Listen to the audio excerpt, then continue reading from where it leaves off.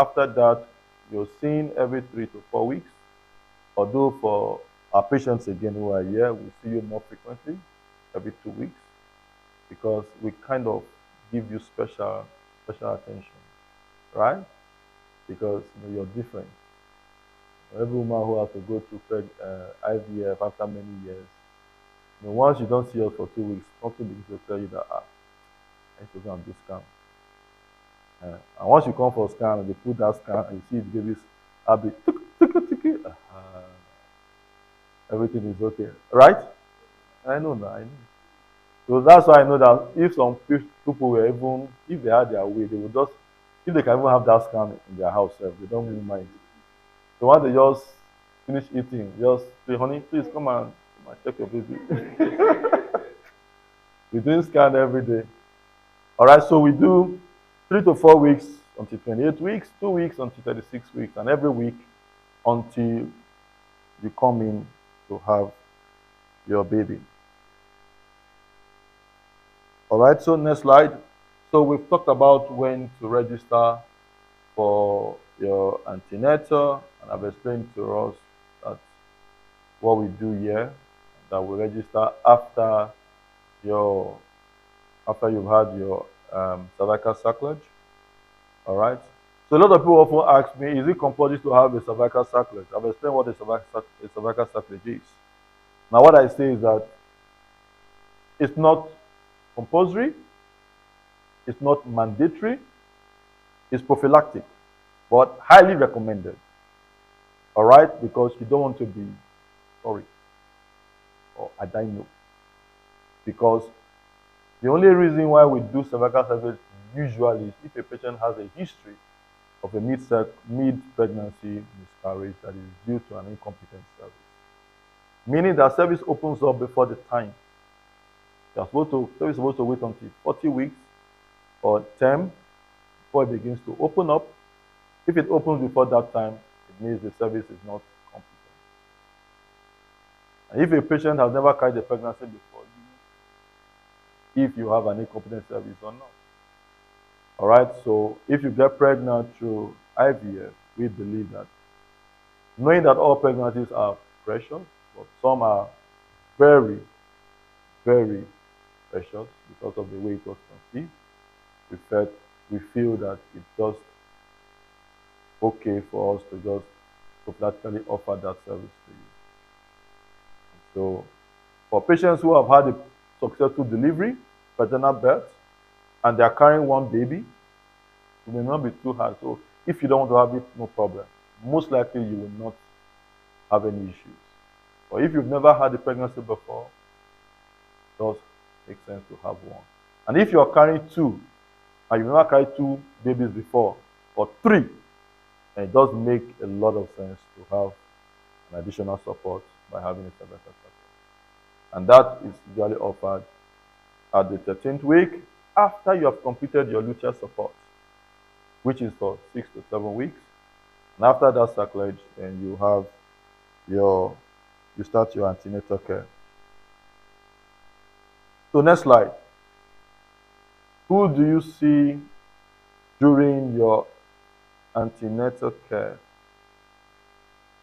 So you see doctors, you see nurses, all right?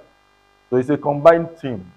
You have the consultants, you have the residents, medical officers, you have the midwives, you have the neonatologists, anesthesiologists, neonatal nurses, breastfeeding nurses. These are all the team of medics that will attend to you at one time or the other during your pregnancy journey.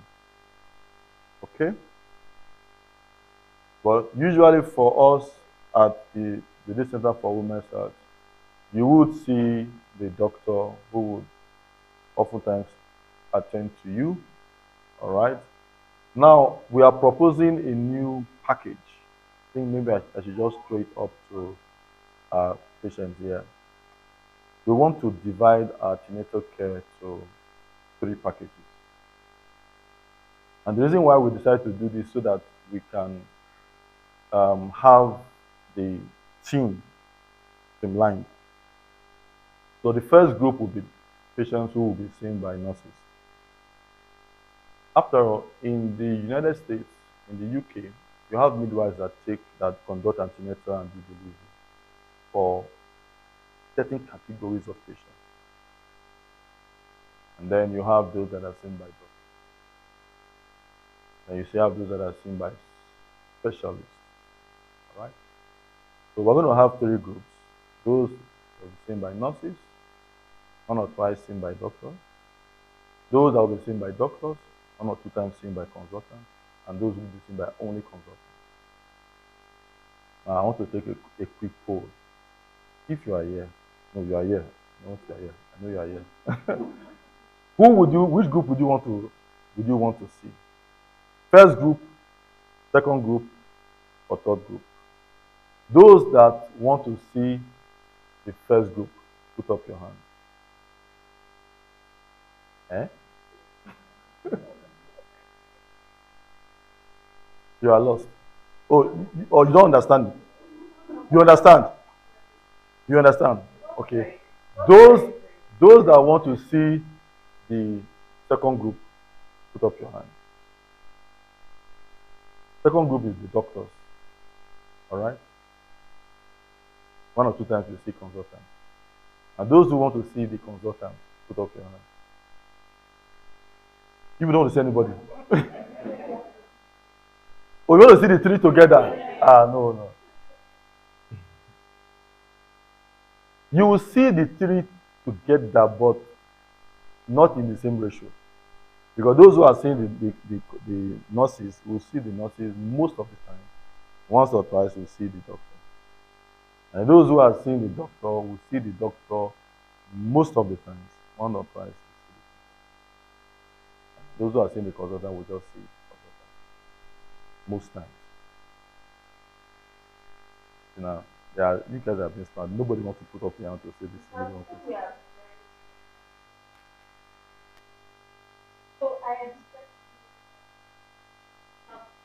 The three groups are all, they can see special. They are all very special. All the groups are special. So I just want a choice. Which group would you elect to see? So, okay, now those that will see group 2, let me see your hand up. Oga says group 2, Madam says, I never know yet.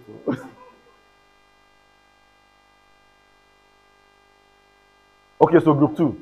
Let me say group 2 again. Those that were led to see group 3. I'm up to you. Nobody wants to see group 3. What about group 1? Okay, group 1. Also group 1. Group 2. So nobody group 3. Fantastic. No, you didn't put up your hand. I said group 3. Nobody put up their hand. No, it's not equally. You see the doctor. The consultant is when necessary, specific days, 2, 1 or twice during your whole antenatal period. Except, of course, there is a need.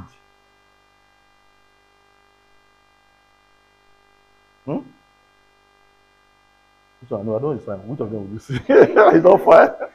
That is political statement. Doctor. Okay. Group 2. Hey, so the group 2 have it.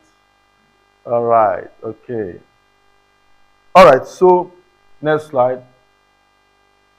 So, your first antenatal visit. What do? See the doctor, nurse. You have your vital signs taken, and that is mandatory. You come to the hospital and you don't do your vital signs, you do come to hospital. Even if you see the MD and you spend 30 minutes, 1 hour, and you didn't do your vital signs, not done anything. That's why we say vital signs are what? Very, very mandatory. We'll go on as we talk about more about vital signs and why they are that important. And then you have your medical documentation. All right, please make sure you tell your doctor. Of course, now this usually will take place when we are seeing you for the first time, when you come to register with us to start your fertility journey. Make sure you give all the necessary medical information that is needed, and then you have your lab test done, and then you start your medication. Next slide. So, the vital signs during antenatal visit must be done before you see your doctor or the midwife. All right, and then when it is done, ask the nurse, how were my vital signs? Say, okay, don't just put your hand like this. They do it, record, and then you just go away. No. We want our patients to be interactive, to be to have take ownership of their care, also be part of their care. So they take your blood pressure, you ask, how's the blood pressure? Hope it's fine. Oh, it's okay. What is it? All right. How's my pulse? Oh, my pulse is it high? Oh, it's high. The nurse will tell you high or not high, but it's the doctor who will explain to you what why it is high or not. So when you've known that your blood pressure is high, it gives you, and that's why it's important that you know, so that when you see your doctor, you ask. So your doctor may just not see your blood pressure, although it's written there. And then you will just ask, doctor, have you seen my blood pressure? I'm told it's high. I'm a bit worried. Oh, okay, what are you taking? This. So we may need to change your medication or adjust the dose of medication. Or if you're not on any antihypertensive, that becomes a red flag to say, okay, let's begin to monitor your blood pressure. That also goes for the other things that are checked, which we will get to very shortly. And then each visit, you make sure you do your vitals and it is documented. So those patients who don't ease yourself before you come to the clinic. That when you come, pass urine, no more urine. Or as you are just coming, you are just going straight to go and pee. Know that pee will be required from you, particularly when